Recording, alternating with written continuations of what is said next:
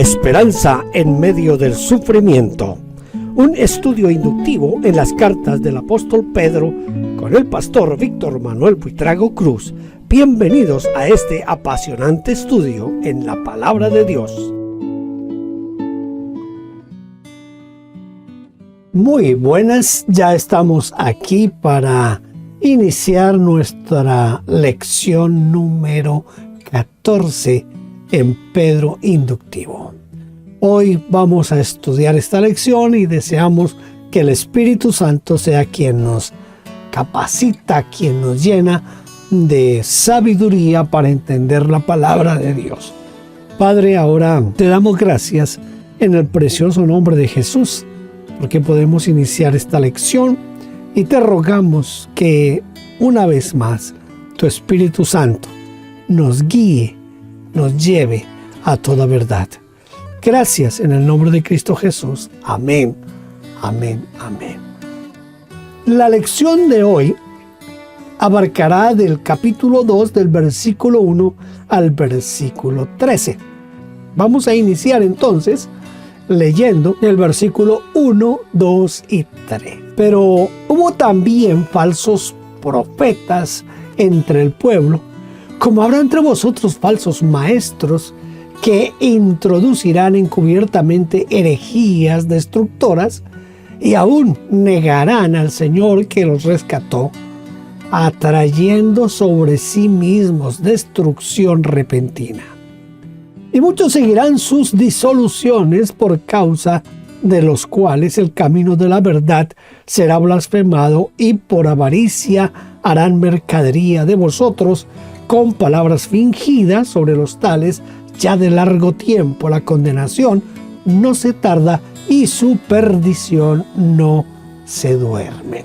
Entonces vamos ahora a nuestras ayudas visuales que tenemos aquí en nuestro PowerPoint. La primera pregunta que le vamos a hacer a nuestro texto es: ¿de quiénes quería Pedro proteger a la iglesia?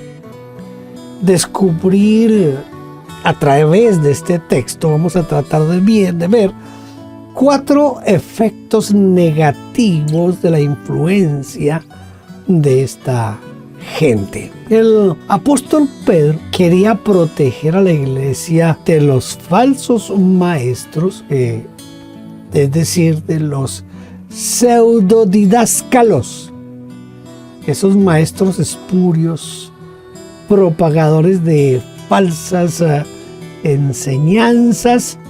Estos falsos maestros, en primer lugar, introducirán a escondidas enseñanzas que destruyen. La palabra herejía significa elegir.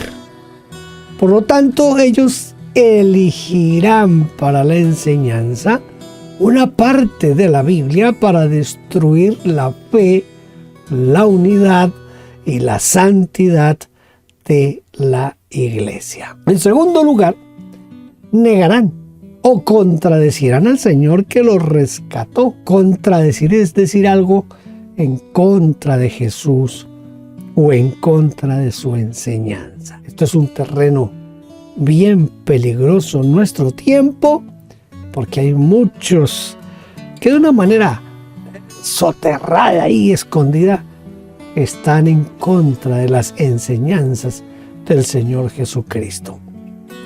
Muchos seguirán sus disoluciones o liviandades, el libertinaje, dice la Nueva Biblia Española, los vicios, dice la Biblia Latinoamericana. Es decir, continuarán en sus caminos perniciosos y decisiones erradas, por lo cual la gente hablará mal de la verdad del Evangelio. Esto se está viendo mucho en nuestras iglesias hoy. Y en cuarto lugar, se aprovecharán de la iglesia para sus propios negocios. Dice Pedro, harán mercadería de vosotros. Es decir, traficarán con la gente con palabras fingidas. Yo quiero como que me siento tentado a meterme aquí en un terreno. Yo no sé si pasa en todos los países, supongo que sí, pero voy a hablar un poco de las mega iglesias.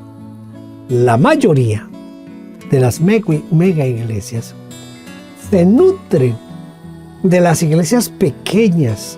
Esas iglesias pequeñas, piensa usted en una ciudad de 200,000, 300,000 habitantes o en una ciudad de 2 millones de habitantes.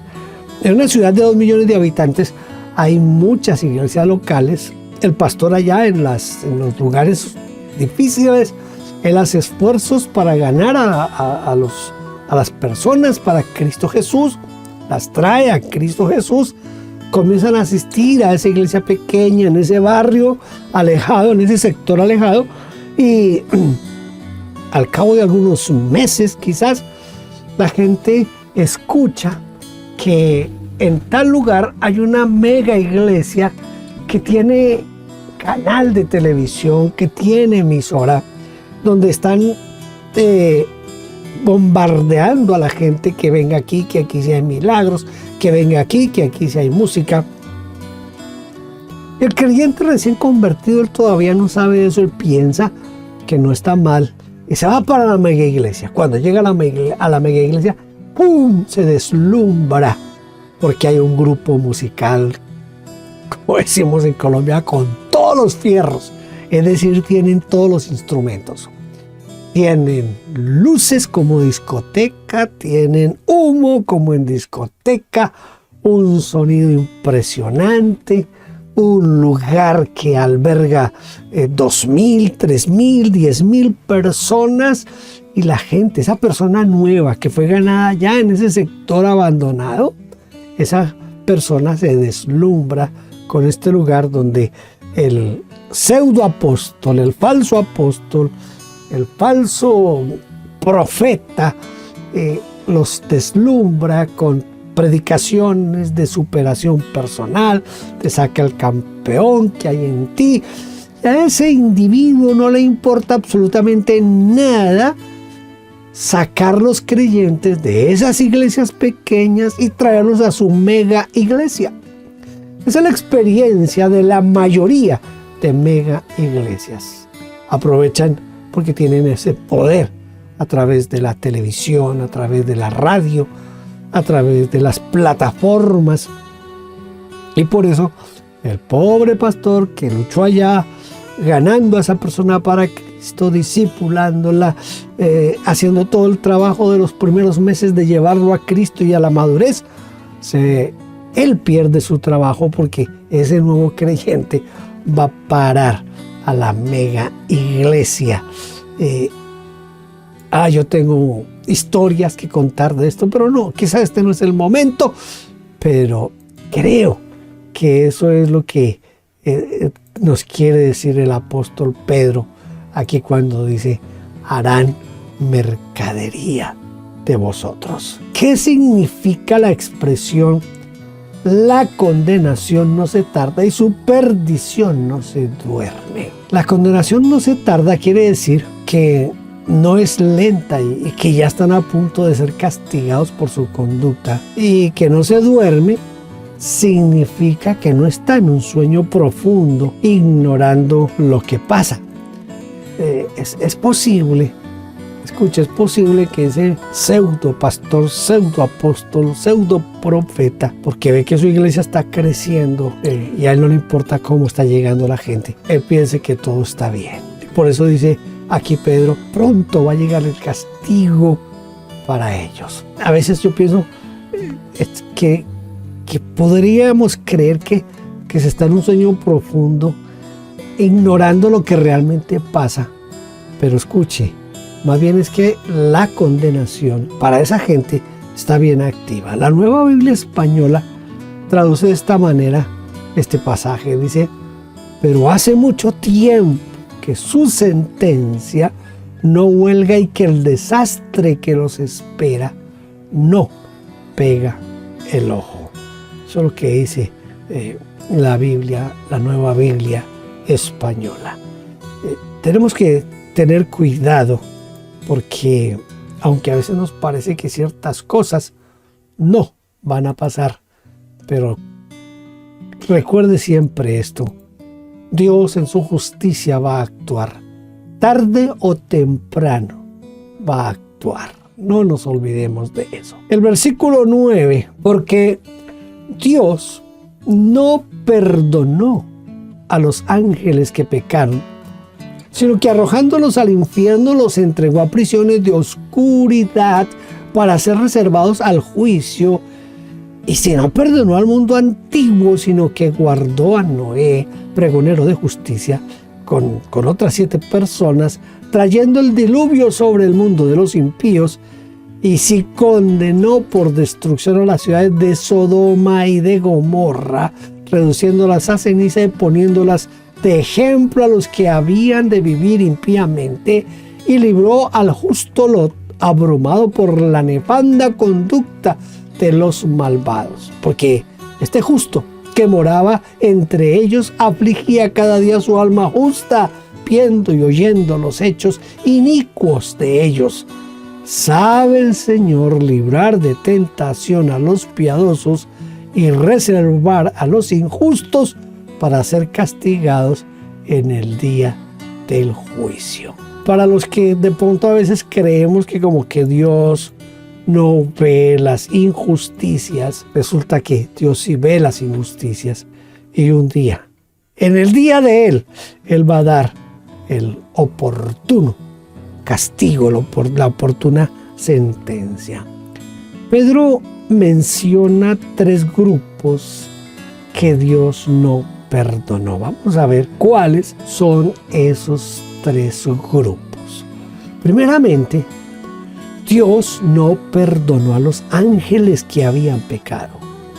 Literalmente dice que los arrojó al Tártaro. Antiguamente se llamaba Tártaro al profundo abismo del Hades, o lugar de los muertos. En segundo lugar, Dios no perdonó al mundo antiguo, es decir, a la generación que murió ahogada en el diluvio universal en los tiempos de Noé. Tercero, Dios no perdonó a Sodoma y Gomorra. Eran 2 ciudades importantes sobre las cuales Dios arrojó fuego y azufre, destruyéndolas por completo. Dice, para que sirvieran de escarmiento a los hombres malos del futuro. Así traduce la Biblia latinoamericana. Entonces, Dios no perdonó a los ángeles, Dios no perdonó al mundo antiguo, y Dios no perdonó a Sodoma y Gomorra. ¿Qué es un pregonero? ¿Por qué llamaría a Noé pregonero de justicia? Mire, un pregonero es un oficial público que da en voz alta los pregones o anuncios sobre los temas de interés general, tales como la celebración de un festejo popular, la convocatoria para una asamblea y otros anuncios. Noé fue llamado pregonero de justicia.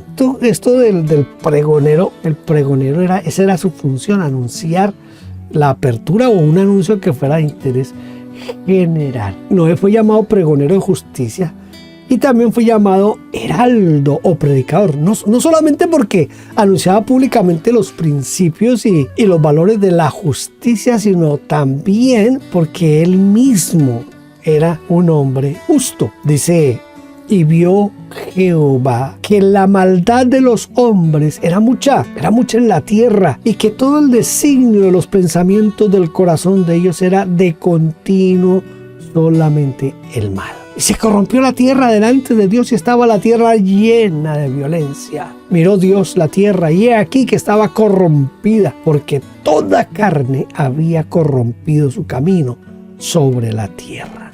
Esto dice Génesis 6:5 y los versículos 11 y 12. Pero Dios vio que Noé era diferente. Y Jehová dijo a Noé, entra tú y toda tu casa en el arca, porque a ti he visto justo delante de mí en esta generación.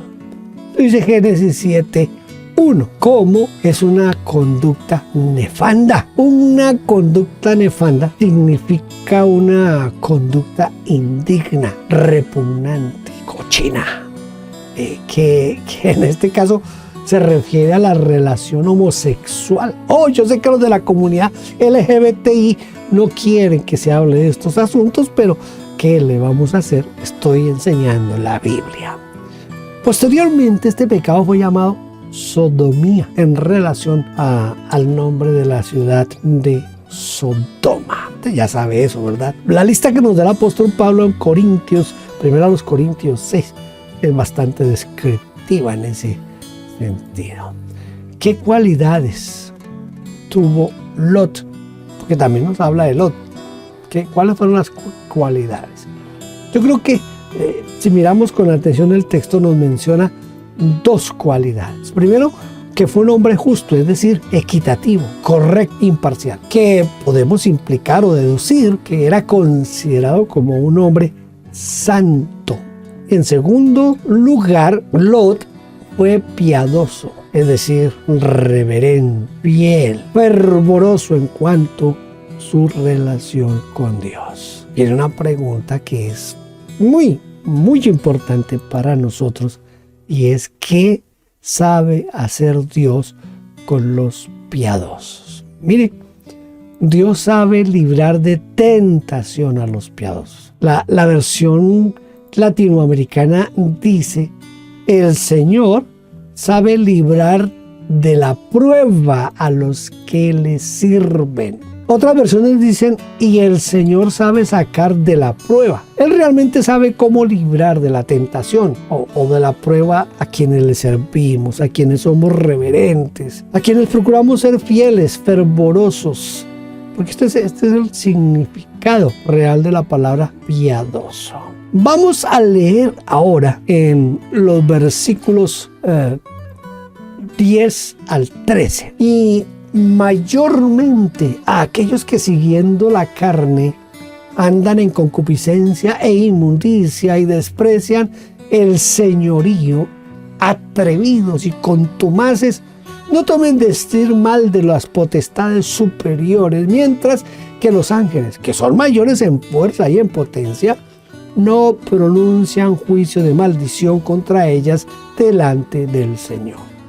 Pero estos, hablando mal de cosas que no entienden, como animales irracionales, nacidos para presa y destrucción, perecerán en su propia perdición, recibiendo el galardón de su injusticia, ya que tienen por delicia el gozar de los deleites cada día.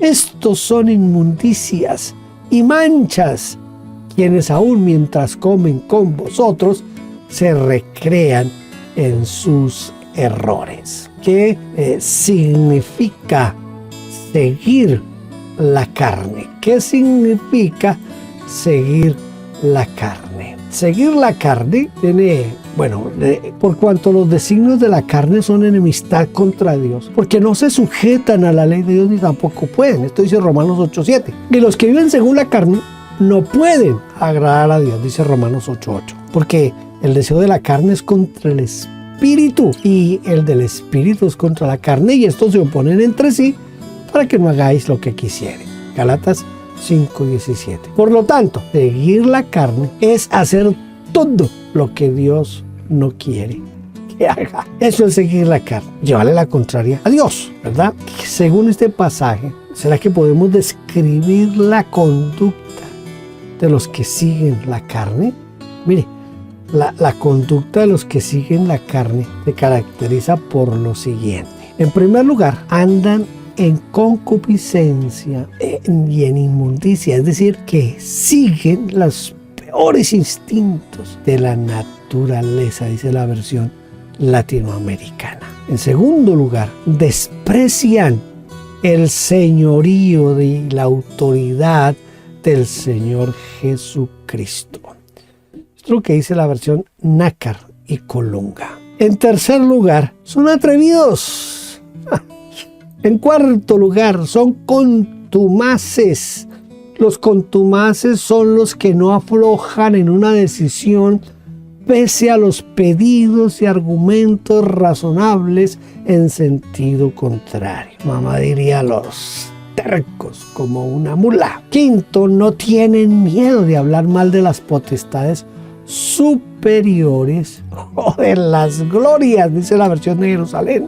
La Biblia de Jerusalén, las glorias de los ángeles. Ay Dios, hay que escucharlos predicar dándole órdenes a los ángeles. Tal vez usted ha escuchado a una mujer que se dice ser pastora y apóstola, yo no hay que más, y profeta, que ella le ordenó al ángel que tenía que encontrarle sus joyas. Sexto, hablan mal de lo que no entienden. Y séptimo, se recrean en sus errores.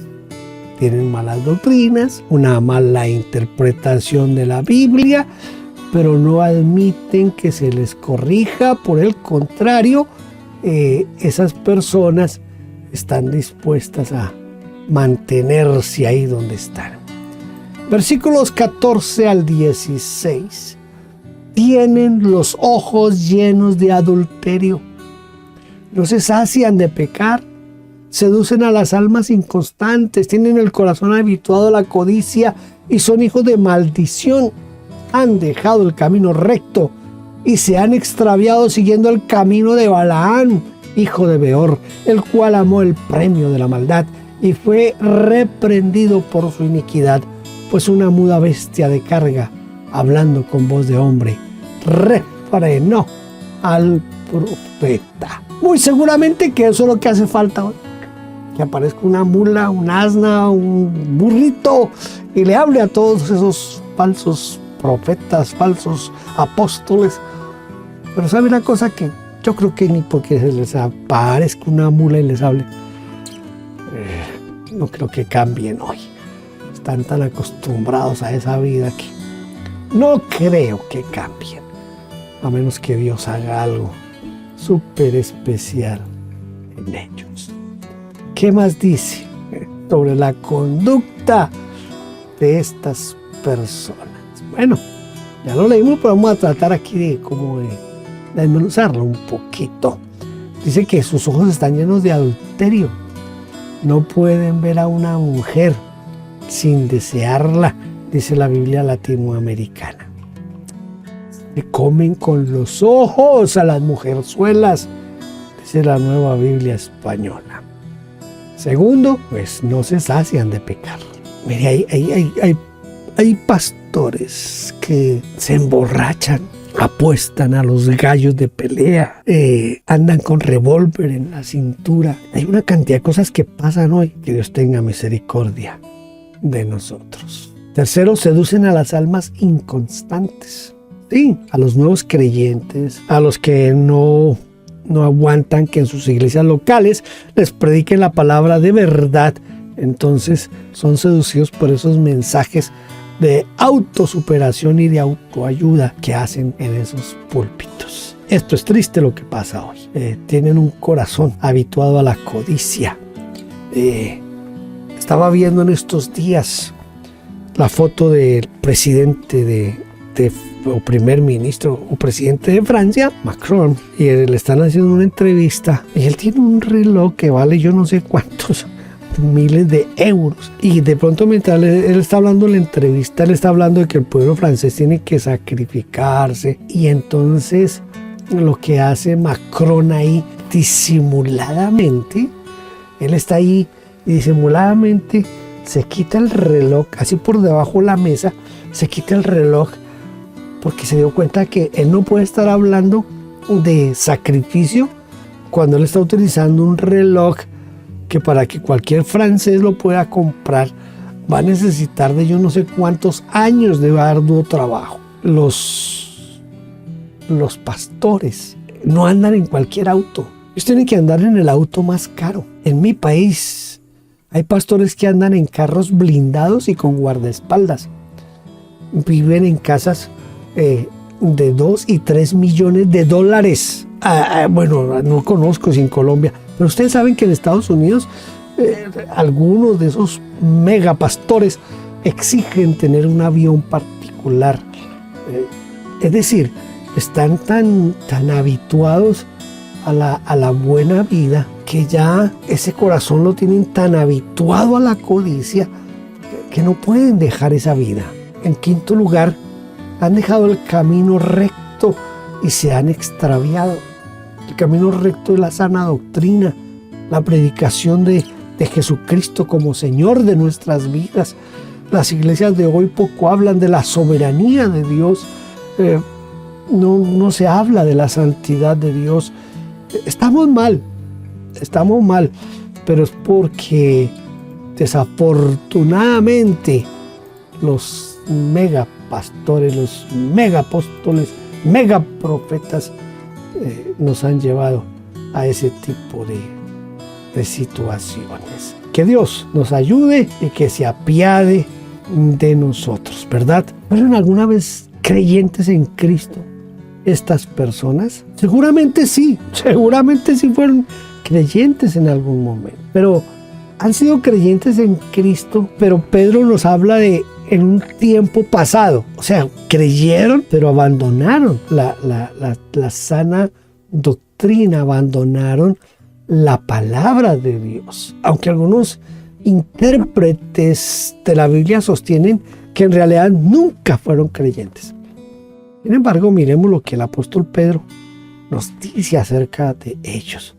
En primer lugar, el Señor ha rescatado y rescata de la perdición, es decir, del pecado, de Satanás y de la condenación del infierno, a los que reciben a Cristo. Esta es una parte que tenemos que tener bien en cuenta. Por lo tanto, decir que nunca fueron del Señor es negar que es obvio, que es clarísimo, que sí fueron un día, pero que ahora desafortunadamente no lo son. En segundo lugar, han dejado el camino recto y se han extraviado. Y han dejado el camino recto significa que en algún tiempo pasado ellos estaban en el camino recto, y si es decir, vivían ahí de acuerdo a la voluntad de Dios, vivían de acuerdo a la palabra de Dios, y fueron considerados quizás miembros fieles en la iglesia, pero al extraviarse se corrompieron, como Himeneo y Fileto, como dice Pablo, tantos otros que abandonaron el camino del Señor. La advertencia que hace Judas también en su epístola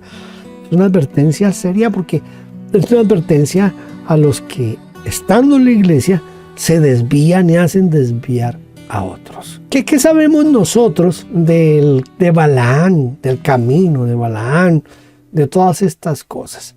Mire, toda la historia de Balaán la leemos, la encontramos en el libro de Números, entre el capítulo 22 y el 24. En Números 22-32, el ángel de Dios que le salió al encuentro para matarlo con una espada, le dijo: he aquí, yo he salido para resistirte, porque tu camino es perverso delante de mí. Dado que Dios fue muy claro con Balaán, es muy claro con el profeta, él le dijo que no fuera a maldecir al pueblo de Israel. Pero ante la oferta con una gran cantidad de dinero que le ofrecieron, dice, volvió a consultar a Jehová. Siempre que uno consulta otra vez, después de una clara respuesta de Dios, porque uno no está decidido a obedecer. Sería interesante en algún momento tratar de examinar un poco más todo lo relacionado a Balaán. Quizás cuando estudiemos Apocalipsis podemos como centrarnos un poquito más en esto de Balaán, y cuál fue el error de Balaán y por qué Balaán siempre ha sido catalogado como alguien que vende sus principios, los cambia por dinero. Los falsos apóstoles y falsos profetas de hoy, yo diría que el 99.9%, démosle ahí ese escachecito del 0.1%, pero el 99.9% de esos que se llaman apóstoles hoy, todos han cambiado la verdad de Dios por dinero, por su bienestar económico, por el bienestar económico de su familia. Eso es lo que pasa hoy. Es muy difícil encontrar pastores hoy que no estén pensando en el dinero.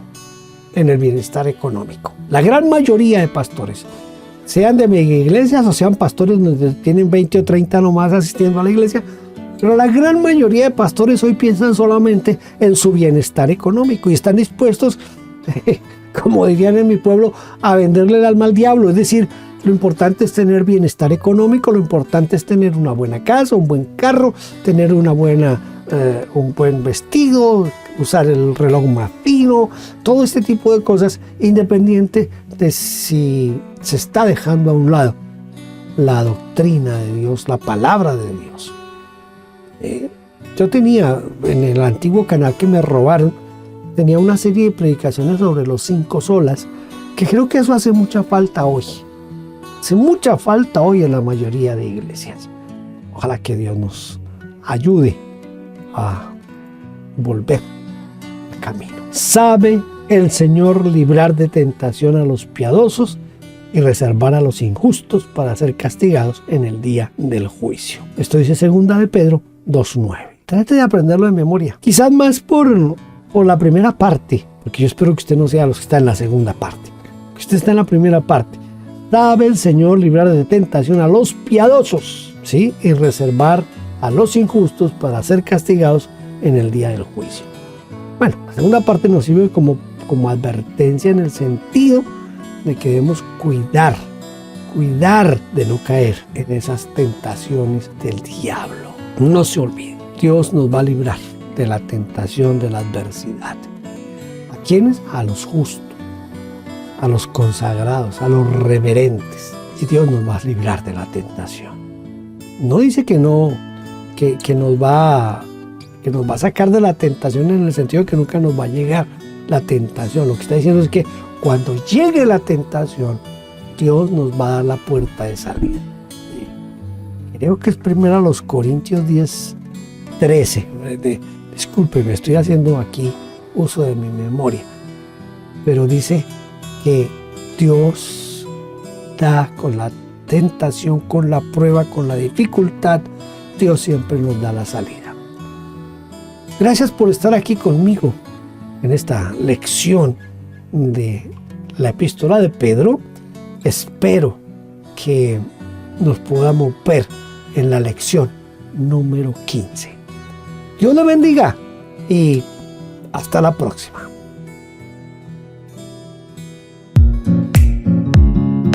Gracias por vernos. Déjenos su huella suscribiéndose y comentando. No olvide campanita y compartir. Dios le bendiga.